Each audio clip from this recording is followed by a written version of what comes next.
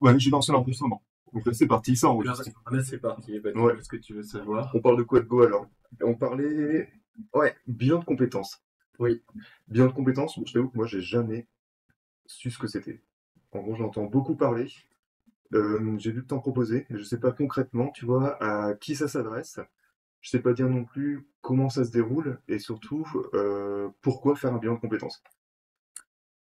Alors déjà, on va commencer par le pourquoi. Pourquoi faire un bilan de compétences? C'est l'occasion. Alors déjà, ce qu'il faut savoir, c'est qu'on ne fait pas un bilan de compétences, on peut faire des bilans de compétences. Il y a tout un tas de gens qui vont faire un, deux ou trois bilans de compétences durant leur carrière. L'objectif, c'est de se recentrer sur principalement sa personnalité. On va également bien évidemment s'intéresser aux besoins de la personne. On va s'intéresser également à ce qu'elle veut, parce que ça c'est très important de savoir ce que veut la personne pour ensuite s'intéresser réellement à ses compétences pour qu'elle puisse les mettre au service d'un projet futur. D'accord. Alors, quand on parle de compétences, c'est bien sûr les compétences que l'on a apprises, ce qu'on va appeler les hard skills, les compétences dures, mais également les soft skills, les compétences que l'on apprend au fur et à mesure de son expérience, que, que ce soit des expériences professionnelles ou des expériences bien sûr personnelles. Et aujourd'hui, ça s'adresse à quel type de profil? Est-ce que c'est des personnes qui sont plutôt en début de carrière, des personnes qui sont dans des périodes de transition? On est dans un contexte actuellement qui est pas forcément évident, donc on a aussi des licenciements économiques, des personnes qui veulent se réorienter. Enfin, Alors, on va pas se mentir, ça va plutôt s'adresser à des personnes qui ont déjà fait un bout de chemin, d'accord? Donc on va dire, entre 5 et 10 ans d'expérience, un fort besoin de réorientation, de gagner aussi du sens dans son travail. Ça, c'est beaucoup ce que j'entends lors de mes rendez-vous d'information. On est à la recherche de sens. Ensuite, je suis très étonné car j'ai beaucoup de jeunes personnes parfois des étudiants qui sont dans la d'accord, vie. ouais. Alors, soit des étudiants, alors c'est plutôt rare, mais plutôt des personnes qui sont dans la vie active depuis moins de 5 ans, parfois. Donc, bien sûr, elles peuvent avoir un besoin de gagner en termes de sens. Mais la plupart des personnes, ça va être des personnes qui sont en poste depuis parfois plusieurs années. Alors attention, ce ne sont pas forcément des personnes qui sont en difficulté. J'entends par là en procédure de Ok. licenciement. Là, il y a un autre dispositif qui va exister, ça va être l'outplacement, c'est-à-dire le reclassement, où là, l'entreprise va proposer aux salariés un accompagnement. Cet accompagnement comprend on va dire un mini bilan de compétences et du coaching de retour à l'emploi. Mais ce sont deux dispositifs très différents. Le bilan de compétences, c'est considéré comme un acte de formation. Ok. L'outplacement, c'est une prestation. D'accord. Donc c'est très différent. Il y a une question, tu vois, qui me vient en tête, c'est aujourd'hui qui peut proposer des bilans de compétences? Est-ce que c'est un diplôme, une certification? Enfin, est-ce qu'il y a beaucoup d'acteurs sur le marché et comment on va finalement choisir la bonne personne pour faire son bilan de compétences?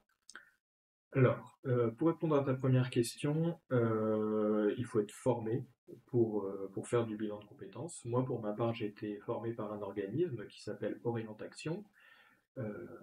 Donc j'ai été formé, j'ai eu plus de 40 heures de formation Ouais. pour devenir consultant en bilan de compétences. Ensuite, il y a évidemment plusieurs acteurs, Orientation est l'un d'eux. Et ensuite, on va obtenir une certification. La certification, on l'a au bout de quelques accompagnements, c'est-à-dire après quelques mois d'activité. Moi, pour ma part, je ne l'ai pas encore. Ok. Elle devrait arriver, j'espère, dès la fin de l'été. Ah, c'est ça, on sous peu, quoi. Et dans le déroulé, bah, à partir de quel moment est-ce que tu te poses la question, à partir de quel moment est-ce qu'on doit penser à faire un bilan de compétences? Mais comme je te l'ai dit tout à l'heure, moi je pense que au bout d'une dizaine d'années d'activité, ça peut être très intéressant de faire un bilan de compétences. On peut imaginer faire un premier bilan de compétences autour de la trentaine, c'est-à-dire après avoir passé, c'est ça, entre 5, 10 ans, voire 15 ans d'activité. On peut faire son premier bilan, savoir si le métier que l'on fait actuellement est encore en accord avec nos valeurs, a encore du sens pour nous et correspond surtout aussi à nos besoins et à nos envies. Moi, j'ai une personne, typiquement, que j'ai rencontrée en entretien d'information, qui a la cinquantaine. Ouais, Elle était à son troisième bilan et se renseignait pour savoir si elle allait le faire.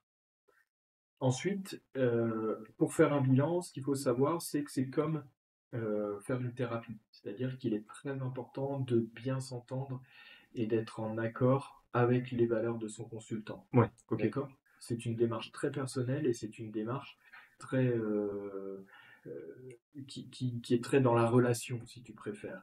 Donc il va falloir vraiment rencontrer la personne avec qui on va faire le bilan, bien s'entendre avec elle, cadrer le bilan Ouais. pour ensuite.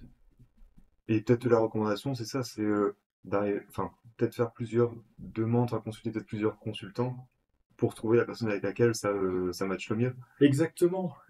C'est comme un médecin traitant. Si on y va avec les pieds de plomb, Ouais. eh ben, bien évidemment, on n'aura pas forcément envie de tout lui dire, on n'aura pas forcément envie de se confier, alors que c'est important. Bah, c'est pareil en bilan de compétences. Attention, hein, je ne compare pas du tout à un médecin, je ne suis pas un thérapeute, je ne suis pas un psychologue. Non, mais l'image, enfin, c'est ça aussi. Enfin, Voilà. Si on doit faire une analogie, c'est exactement ça. tu te rapproches de ça. Et qu'est-ce que je vais te dire? C'est aussi, ouais, question coût. Enfin, enfin, combien ça coûte? Est-ce qu'il y a des aides, des dispositifs qui existent et qui peuvent être facilement actionnables? Ouais, bien sûr. Alors, au niveau du coût, ce qu'il faut savoir, c'est qu'un bilan de compétences coûte autour des 2 000 € aujourd'hui, hein. On se rapproche autour de ces montants-là. On peut avoir des dispositifs un petit peu moins onéreux, mais cependant, on va être sur des bilans de compétences plus courts. Ouais. Alors, c'est possible. Moi-même, j'en propose, hein, des bilans de compétences. Au lieu de les faire en 8 rendez-vous, on va les faire en 5 rendez-vous. Et tu peux le financer, en effet, par ton compte formation par le CPF auquel tout le monde a le droit aujourd'hui, tous les salariés. Ouais. CPF, c'est quoi? C'est 500 euros cagnotés par an. 500 € Ouais. par an, et c'est en ce moment, au mois de mars-avril, que l'on est cagnoté. Bah, moi, pour ma part, par exemple, j'y suis allé hier, j'ai reçu 500 € de plus le 12 mars dernier. Ouais. Et, la seule chose, c'est il y a une toute petite différence par rapport à l'année dernière, c'est qu'il y a un reste à charge d'une centaine d'euros, je crois. Enfin, en gros, si ton bilan de compétence il est à 2000, enfin, je sais que c'est dans le domaine de l'information, c'est comme ça. C'est bah, Et vu que c'est associé, normalement, mais c'est ça devrait. exactement pareil, Ouais, c'est-à-dire que tu as un reste à charge d'une centaine d'euros qui aujourd'hui s'élève plutôt à 102 € depuis ok. le 1er janvier 2025. Voilà, donc bah, c'est un reste à charge et quelle que soit la formation, ce reste à charge est dû et Et doit partout être comme ça. et à la charge de la personne qui bénéficie de l'acte de formation. Et ça me fait penser, Thibaut, tu disais des bilans de compétences plus courts, certains plus longs.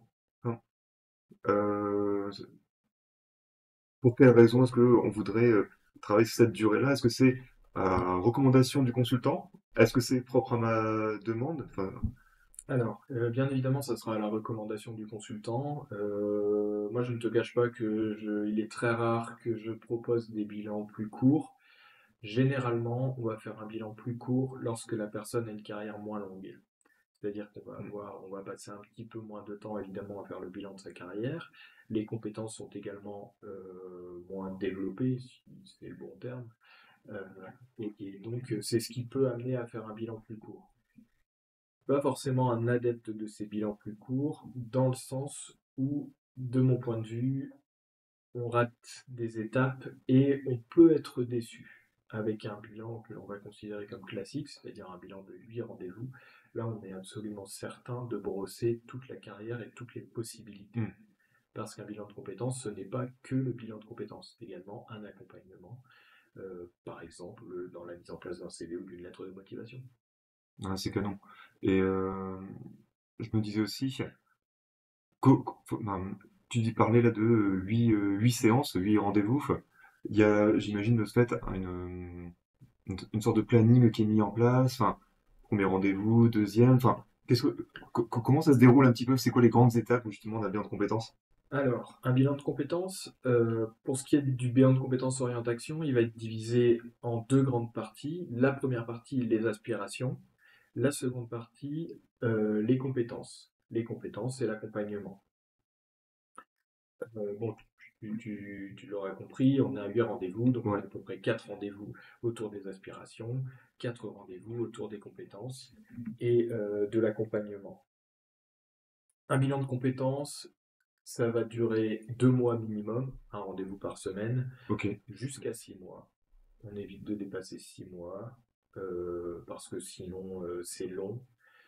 On a tendance à perdre le fil, aussi bien du côté du consultant que du côté du Hmm. bénéficiaire.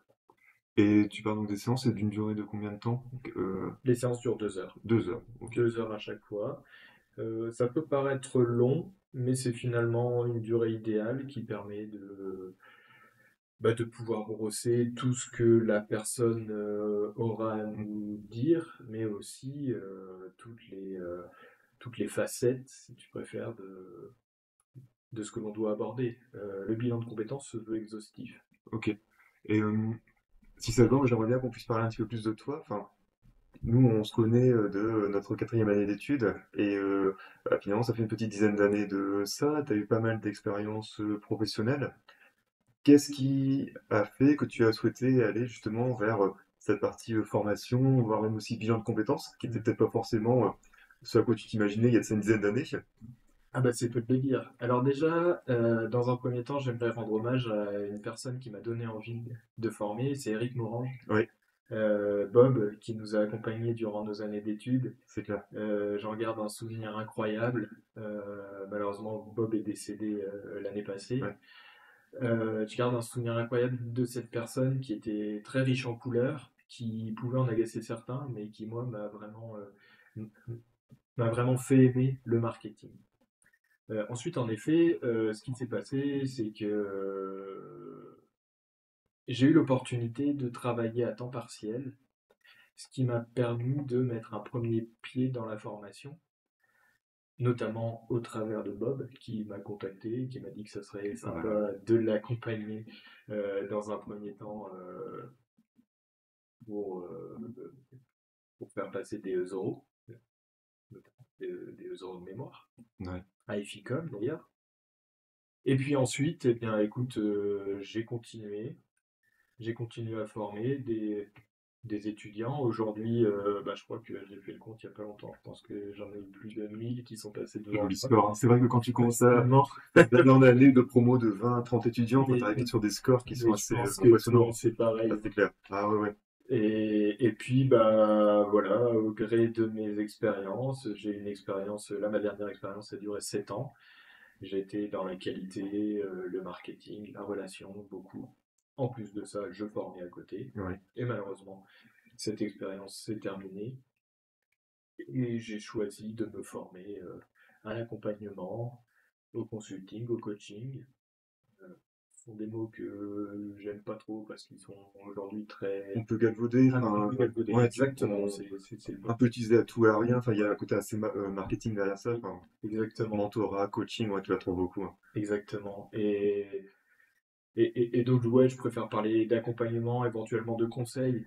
J'aime bien ces termes-là parce que, bon, voilà, il faut savoir rester modeste. On vient évidemment avec notre expérience. Bon, il s'avère que pour ma part, j'ai eu beaucoup d'expériences. J'ai eu Ouais. des expériences très différentes. J'ai notamment créé une entreprise et j'ai eu la chance l'année passée d'avoir un coup de fil d'orientation qui est venu me chercher justement pour ce CV un petit peu atypique. Ouais, enfin, sur lequel avec tout un ensemble d'expériences et qui font que bah, ça te permet peut-être aussi de rebondir par rapport aux personnes qui viennent te contacter aujourd'hui. Complètement. Ouais, ouais. Ouais, mais c'est exactement ça, tu as entièrement raison Mathias, en fait c'est exactement ça, ils sont venus me chercher en me disant, bah voilà, vous avez eu pas mal d'expérience, on pense que vous pouvez apporter du plus à des bénéficiaires, et puis bon, on va pas se mentir, ils avaient un besoin sur l'île aussi. Bah, pour le coup, bah, comme on dit, on fait d'une pierre deux coups, quoi. Et aujourd'hui, justement, qu'est-ce que tu fais pour développer un petit peu cette visibilité? Comment est-ce que tu travailles sur cet aspect-là? Tu vois, ce que j'aimerais, c'est qu'on puisse aussi orienter un peu sur la partie bah, tu peux intérêt de marketing, c'est des choses autour du marketing digital, ça peut intéresser certaines personnes qui veulent se lancer dans ces domaines-là. Ouais, ouais. Euh, Qu'est-ce qui a fait que je me suis orienté vers le marketing et comment je fais moi-même au quotidien? Donc, déjà, j'ai une formation en bac+5, marketing et communication, donc très naturellement, ce sont les matières que j'ai souhaité enseigner. Les bonnes bases, ouais. Exactement. Ensuite, j'ai toujours pensé que la théorie venait avant la pratique. Ça, c'est quelque chose, on a eu l'occasion d'en échanger il n'y a pas si longtemps que ça. Et j'en échange assez régulièrement avec les étudiants. On a toujours tendance à vouloir mettre la charrue avant les bœufs. C'est clair. Ouais. Euh, les étudiants me disent parfois, un petit peu comme les maths en seconde, on dit on n'aurait jamais utilisé le théorème de Pythagore. C'est vrai, mais c'est toujours mieux de le connaître Jusqu'au jour où jusqu'au jour où on c'est bien en beau de aura pouvoir besoin. utiliser. Ah bah c'est clair, hein. Et donc, moi j'enseigne le plan marketing, c'est-à-dire un plan très théorique de de la formation globale en marketing. Beaucoup de mes étudiants me précisent qu'ils ne l'utilisent jamais en alternance dans leur entreprise, mais cependant, le simple fait d'être capable de mettre en place une méthode et de raisonner, moi c'est vraiment ce qui m'intéresse, c'est le raisonnement. Hein, c'est là où je te rejoins. Enfin, c'est vrai qu'on voit peut-être des choses qui sont quand même très méthodiques. Tu vois, pour reprendre ton terme, là, il y a de la méthode. Et c'est vrai que on reprend pas exactement la structure du plan marketing. Néanmoins, au quotidien, tu viens repiocher sur certains aspects, enfin, et qui t'aident, enfin, tout le temps. C'est la méthode. Et c'est ce Ouais, que j'essaie moi-même d'appliquer de fait dans aujourd'hui la mise en place de mon activité. Mettre en place des méthodes, commencer par se faire connaître avant même de chercher à mettre en place des actions, ouais, même avant même de chercher à vendre. Alors c'est peut-être très idéaliste ce que je dis là, mais beaucoup de gens cherchent à vendre avant même de chercher à se faire connaître. ouais. Et ça pose un problème parce que on serait prêt à vendre n'importe quoi. Mm. Alors que lorsque l'on cherche à se faire connaître, on va se faire connaître par ses valeurs, on va se faire connaître par son expérience, on va se faire connaître par sa personnalité, pour mieux répondre finalement à nos besoins. Et finalement, ça rejoint un petit peu ce que je disais tout à l'heure sur le bilan de compétences. Ouais. Et puis, tu vois, tu parlais tout à l'heure de Bob et tout, et c'est vrai qu'il était très orienté sur la notion de la pensée systémique, et je trouve ça hyper intéressant. Et derrière ça, moi, ce que j'en retire, c'est le côté un peu l'effet papillon. C'est vrai qu'à un moment donné, et on peut prendre l'exemple de bah, pourquoi est-ce qu'aujourd'hui on est ici l'un face à l'autre, c'est un post que tu as republié comme ça sur ton LinkedIn, et puis à un moment donné, bah, on se dit, bah oui, il faut faire penser à.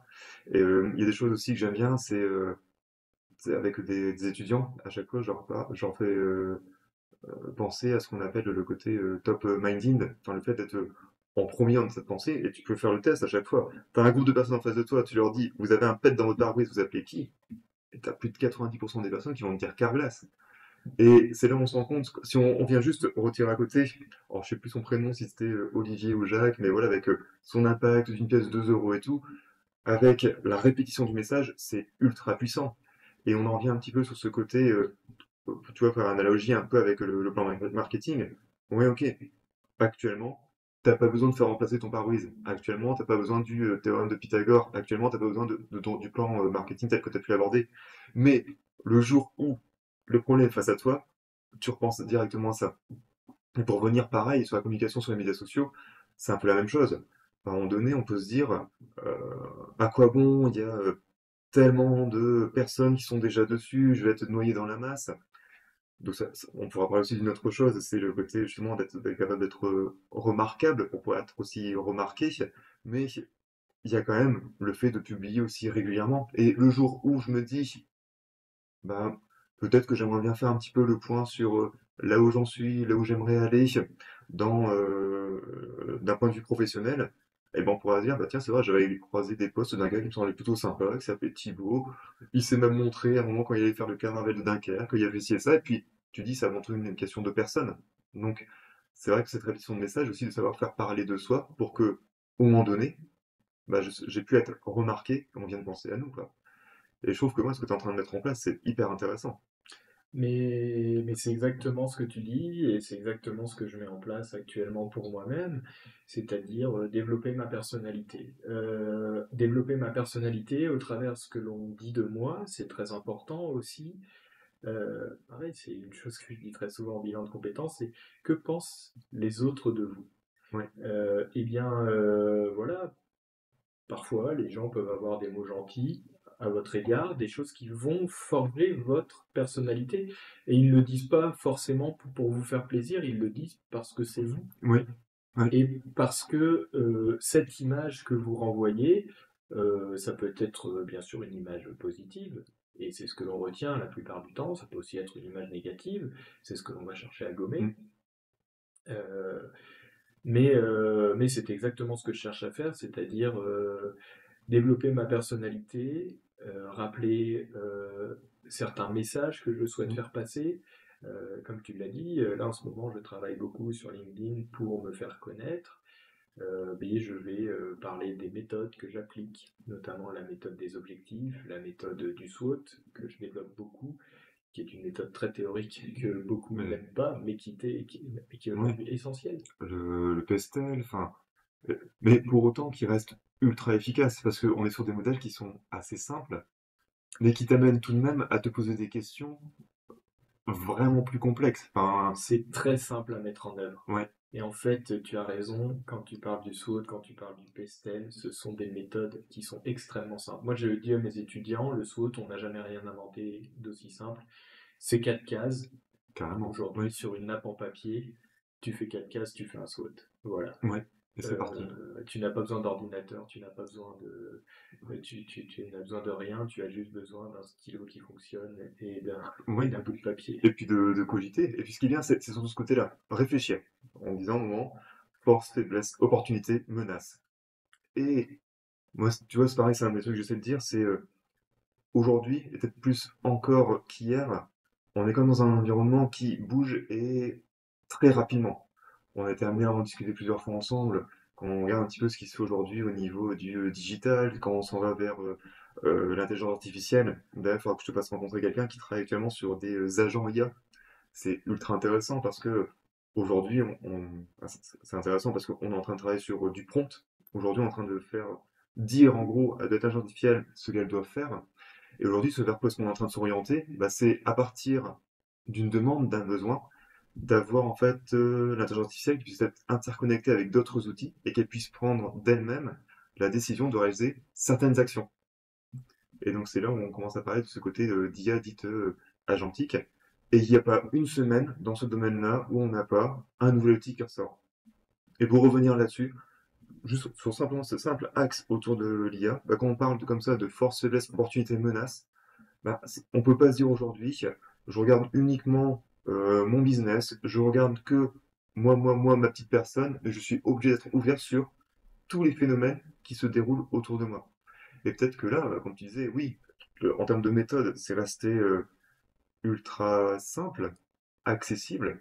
Néanmoins, ça demande quand même un bel effort aussi de curiosité pour pouvoir voir et puis intégrer bah, finalement ce qui va être pour demain des opportunités, enfin, et qui est l'une des cases justement de ton souhait. Quoi.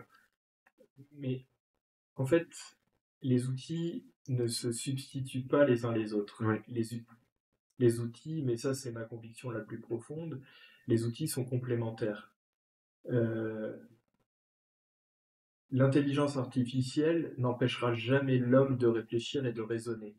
Et c'est là où beaucoup se trompent en pensant que l'homme augmenté sera un homme qui ne réfléchit plus. mm, Non, l'IA ne te pousse plus à ne pas réfléchir. oui, Elle t'invite à réfléchir différemment et elle t'invite également à réfléchir mieux et à être augmenté pour que tu fasses des tâches à valeur ajoutée très mm, importante.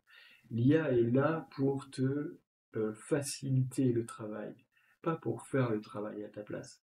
Et c'est là où il faut vraiment se méfier et où, comme j'ai l'habitude de le dire aux étudiants, je ne suis pas là pour former des chômeurs. oui, Et oui, donc, raisonnez, réfléchissez.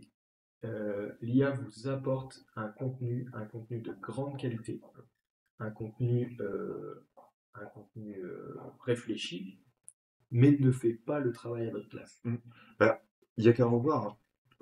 Si on regarde sur la génération de nos parents, ben, pour pouvoir accéder facilement à l'information, ben, tu avais ce côté d'aller à la bibliothèque universitaire. Enfin, nous, tu vois, pas ici, bah, à Villeneuve-d'Ascq, c'est ça, c'est l'université de Lille, tu as une énorme bibliothèque, et c'est vrai que bah, voilà, tu prenais le transport en commun, tu prenais ta voiture, tu allais là-dessus, tu regardais dans différentes catégories de bouquins, tu prenais le bouquin intéressé, et puis bah, tu feuilletais pour trouver là où les informations qui pouvaient t'intéresser.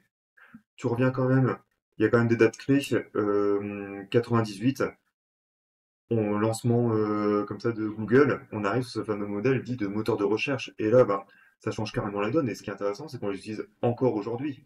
Et à un moment donné, ce qu'on se dit, c'est quoi? C'est finalement tout ce qui pouvait exister en physique. Bah, l'intérêt, c'est quoi? C'est que c'est digitalisé. Donc, tu as une digitalisation de l'information. Et là où c'est intéressant, et après, même avec tous les biais qu'il pourrait avoir autour de ça, on vient se dire, par exemple, tu tapes sur Google, qu'est-ce qu'un bilan de compétences? Eh bien, tu as l'algo de Google qui va être capable de se dire, bah, parmi tous les contenus qu'il connaît, quels sont ceux qui, selon lui, sont les plus pertinents pour répondre à ta requête, mais aussi par rapport à ce que toi, tu serais amené à pouvoir apprécier comme type de contenu. Et là, on arrive sur l'étape finale, où on n'est plus sur des moteurs de recherche, mais vers des moteurs de réponse. Où en fait, à un moment, tu vas taper, de dire qu'est-ce qu'un bilan de compétences, et tu peux taper dans n'importe lesquels, hein, que ce soit ChatGPT, que ce soit dans Claude, Mistral, Gemini, encore une fois côté Google. Bah, à un moment donné, on va dire, bah voilà, Thibaut, un bilan de compétences, c'est ça, ça, ça et ça. Et c'est hyper intéressant parce que tu te dis, l'information n'a jamais été aussi accessible, néanmoins, bah, ce qui va compter, c'est ce qu'on va voir nous ici. Et ces termes-là, ils s'inventent pas. On, Mm. on va peut-être avoir un cheminement comme ça en disant comment faire le point sur ma carrière. Euh, J'aimerais changer de métier, qu'est-ce que je peux faire? J'aimerais redonner du sens dans ce que je fais au quotidien, etc. Et le cheminement va peut-être arriver sur ce mot-clé qui est ouais, le bilan de compétences. Mais ça, il faut le fournir, cette information à l'entrée. Exactement. Et j'ai trouvé, je reviens au début de ton propos qui est très intéressant, à savoir, alors en effet, avant on allait à la bibliothèque universitaire, puis 98, Google apparaît, et 2004, Facebook, 2006, Twitter, aujourd'hui remplacé par X. Et puis peut-être que l'on dira 2023 ou 2024 l'IA, et on n'a pas donné la date de l'invention de l'ordinateur et de l'arrivée Ouais, d'un. ouais. Mais d'un autre côté, est-ce que, avec l'arrivée d'Internet, est-ce que les bibliothèques ont disparu? Non. Est-ce que depuis que l'ordinateur existe, est-ce que on arrête de se parler? Est-ce que depuis que les réseaux sociaux existent, des bars ont fermé? Mm. Alors, sans doute que certains me diraient, ben oui, des bars ont fermé, sans doute, mais tu peux encore y aller et Oui, il n'y a pas eu de il n'y a disparition. pas eu de disparition. Ouais. Ça n'a été que des complémentations Oui. finalement. Où ça a surtout été sur certains des évolutions. Par Oui, exemple, euh, il y a si tout de même certains domaines, la machine à écrire. Bon, la machine à écrire a été remplacée par le logiciel de traitement de texte, mais parce que on est parti quand même de quelque chose qui existait vers une évolution. Là où dans ce que tu viens de dire, mais en fait, ce sont devenus des outils pour tout ça. Et aujourd'hui, bah, pareil, tu parles en fait aujourd'hui d'un bar, difficile en fait de réussir à travailler sur sa notoriété et sa visibilité sans être présent à minima enfin, dans moteur de recherche, réseaux sociaux et compagnie, quoi. mais le barman n'a pas disparu, la bibliothécaire non plus. Alors Ouais. oui, elle s'est peut-être réinventée, oui, peut-être que son travail a très largement évolué, mais la secrétaire n'a pas disparu. Il fut un temps, on disait, les secrétaires vont complètement disparaître. J'ai l'impression que ça tarde à arriver. Mm. Est-ce que ça arrivera un jour? Oui, peut-être. Je ne suis pas devin, mais force est de constater qu'à l'heure où nous nous parlons, ces personnes ont encore du travail et se sont adaptés avec des nouveaux outils, des outils qu'on leur a fournis. Oui. Et peut-être, tu vois, dans ce que tu revenais, d'où peut-être l'importance d'être encore plus attentif à l'acquisition de ces fameuses compétences, donc justement liées, comme on disait, les hard skills. À savoir, à un moment donné, oui, aujourd'hui, savoir utiliser l'IA. Et tu as plein de personnes aujourd'hui, et je trouve ça assez effarant, hein. qui s'imaginent savoir utiliser cet outil, mais comme on pouvait dire pareil, utiliser un moteur de recherche, hein. Tu as plein de modificateurs de requêtes qui existent en fait, par exemple dans Google, qui permettent de recentrer pour arriver exactement à ce que on aimerait avoir comme information, comme format d'information également. Et moi, je trouve qu'il est vraiment important de pouvoir aussi utiliser tout ça. Et après, reste la même chose. Là où avant, bah, tu allais peut-être te taper 5 ou 10 sites différents pour essayer de comprendre comment fonctionne un SWOT, etc. Bah, à un moment donné, peut-être parce que tu as été formé par quelqu'un comme toi, bah, soit tu sais déjà en fait force, faiblesse, opportunité, menace, et t'aider justement en disant, bah, moi aujourd'hui, voilà, je travaille dans tel domaine d'activité, mon entreprise, elle fait ci, elle fait ça. J'aimerais que tu m'aides à réaliser mon SWOT. Et justement, il y a ce côté de faire des découvertes inattendues. Et il y a un terme que j'adorais, c'était quand on étudie sur les moteurs de recherche, ce qu'on appelle la sérendipité. En fait, c'est la capacité de faire la découverte de quelque chose suite à un ensemble d'actions et une découverte qui était inattendue. Donc bien souvent, on a nous, on a quoi par ici, c'est les bêtises de Cambrai par exemple. Ah, alors je sais plus exactement l'histoire qui est derrière, mais en fait c'est une erreur de recette ou une erreur de cuisson, je sais plus trop ce qui s'est passé, qui a fait qu'on arrivait là-dessus. La tarte tatin. Oui, la Ben, tarte tatin, et, et on a c'est plein de un choses aujourd'hui. Et exemple quand on parfait. regarde, c'est pas intéressant même quand on regarde les résultats dans les moteurs de recherche, il y aura toujours parmi les 10 premiers résultats qui sont proposés, un résultat qui est légèrement de côté. Et pourquoi? Parce qu'en fait, les moteurs de recherche, ils laissent toujours une petite porte ouverte pour permettre de se dire, bah, peut-être qu'en fait, on peut aussi aller vers ce chemin-là. On peut l'aider, on peut Ouais, l'accompagner. c'est clair. Mais ces sujets sont hyper intéressants et on en arrive justement à ce que tu disais, la formation. Oui. La formation, comment se former aujourd'hui, comment se former à l'IA, euh, comment devenir justement l'homme augmenté Mm. que toutes ces nouvelles technologies nous proposent aujourd'hui.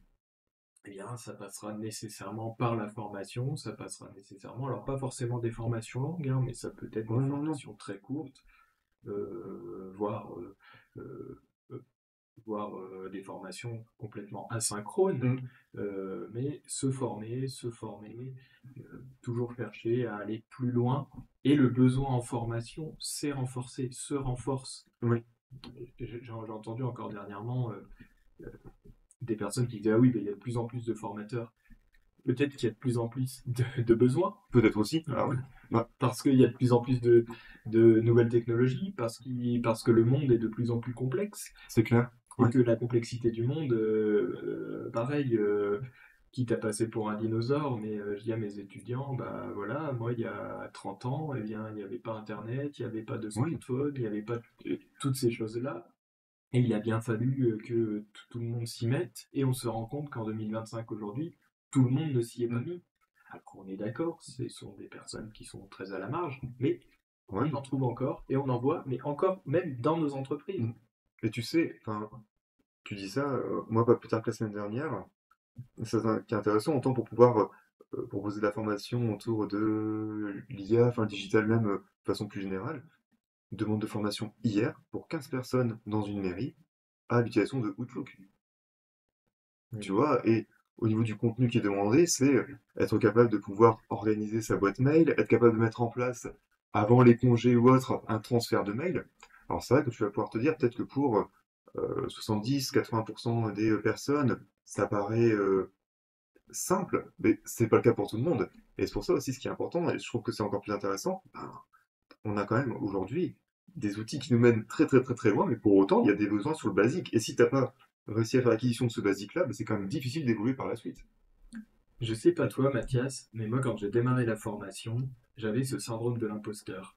Ouais, Où sur mes bah, premières années, je me suis dit, mais qu'est-ce que je vais bien pouvoir apporter aux étudiants? Parce que j'avais l'impression que ce que je leur disais, c'était des choses très basiques. Et en fait, avec le temps, je veux pas dire que j'ai plus le syndrome de l'imposteur, je l'ai encore beaucoup, mais mais j'ai vraiment conscience mm, de de l'apport théorique, une nouvelle fois, qui n'est pas connu de tout le monde, et aussi, on en revient à la personnalité, de la manière de l'apporter. ouais. Voilà, Et je pense qu'il y a un troisième point que tu peux apporter, c'est l'expérience.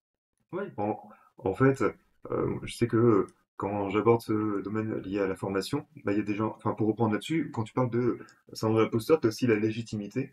Et il y a peut-être un des premiers critères, je me souviens pour avoir terminé mes études en 2013, en gros, premier programme qu'on me donne, c'était en remplacement d'un formateur qui ne pouvait pas assurer un programme de 35 heures sur l'installation et l'utilisation de CMS. Donc, c'est les outils qui te permettent comme ça de créer un site web, on va dire de façon beaucoup plus simplifiée. Et en gros, donc c'était un groupe d'étudiants composé sur une spécialité qui allait donc de la première jusqu'à la cinquième année. Et tu te dis, bah D'accord. mince, en fait, tu vas avoir des personnes en face de toi qui ont 6 mois ou un an de moins que toi. Et toi, tu vas dire, tu vas devoir leur apprendre des choses. Et je trouve que ce qui est intéressant, mais c'est peut-être aussi des perceptions, tu vois, aujourd'hui on peut le dire un peu de jeunesse, tu vois. Tu dis, bah ouais, qu'est-ce que je vais pouvoir leur dire et tout. Et tu réfléchis 1000 fois à tout le programme de formation, tu essaies de tout cadrer, etc. Et en fait, au fur et à mesure, tu te rends compte, bah ouais, mais quand tu es un peu derrière toi, en quoi est-ce que j'avais finalement cette légitimité-là? Pourquoi est-ce que justement des personnes te font confiance pour te dire, non, en fait, tu peux y aller? Bah, quand on était ensemble en quatrième année, avec l'un de mes meilleurs amis, on lançait un site qui s'appelle Webzine, et en fait, qui de son côté est amené à générer entre ouais, 50 000 à 100 000 visiteurs par mois, tu vois, et basé sur un de ces outils qui était le CMS. Et en fait, tu peux partager cette expérience-là. Et aujourd'hui, et je trouve que en prenant de l'âge et par conséquent de l'expérience, c'est là où tu dis, bah, tu gagnes cet aspect de légitimité parce qu'au niveau de la formation, moi, je suis d'accord, hein, en soi, tu auras toujours des profils de personnes plus, je peux pas dire débrouillardes, tu vois, mais qui aiment ou qui veulent chercher par elles-mêmes. Mais après, nous, ce qu'on fait, c'est quoi? C'est du gain de temps. Nous, on est capable de se dire, à un moment donné, bah, peut-être que ce que tu vas mettre une semaine, un mois, 2, 3 mois, peut-être même encore plus à trouver, bah, en fait, c'est condensé entre 1 à 5 jours. Hmm. Et on fait gagner du temps. Peut-être que la finalité reste la même. Mais au milieu de tout ça, tu mets quoi? Et bah, tu mets de l'expérience. Tu es capable de dire, regardez, effectivement, on peut faire comme ça. Par contre, ce que je veux vous dire, c'est éviter de faire comme ça parce que je l'ai fait et en vrai, c'est compliqué. Ça fonctionne pas. Et c'est ça qu'on est capable d'apporter en plus, tu vois. Et donc on est capable d'apporter notre expérience, bien sûr, et ce qui plus globalement, notre personnalité. Ouais. Moi, je travaille beaucoup là-dessus, c'est le fond, oui, bah, finalement, un programme de formation, n'importe qui pourrait s'en saisir, Oui. mais il y a la forme, et ça, la forme, et c'est là où on arrive, et je te rejoins entièrement sur ton expérience, c'est-à-dire être capable de transmettre cette expérience, de transmettre la passion, Mm. de transmettre aussi l'envie de vouloir aller chercher plus loin et par soi-même. Et là, je Oui. rejoins entièrement ce que tu dis là, c'est-à-dire dire, ben voilà, euh, moi j'y suis parvenu Oui. parce que je vous invite à faire la même chose, c'est-à-dire d'aller chercher plus Mm. loin, plus fort, et plus longtemps peut-être, et vous intéresser. Et là, on va se retrouver face à des profils, pour certains qui ne seront pas intéressés pour aller plus loin, Ouais. et on Ok. leur a apporté de la culture, et pour d'autres, ben, peut-être qu'ils en feront Mm. leur métier et qu'ils seront passionnés. Oui. Et c'est cette qualité de la transmission qui fera le résultat. C'est clair. C'est clair, ouais. On est bien là, hein. Super. On a notre fin comme ça. Allez. Le fait, c'était quoi? On a passé une heure là, non? Ouais, quasiment 40 minutes.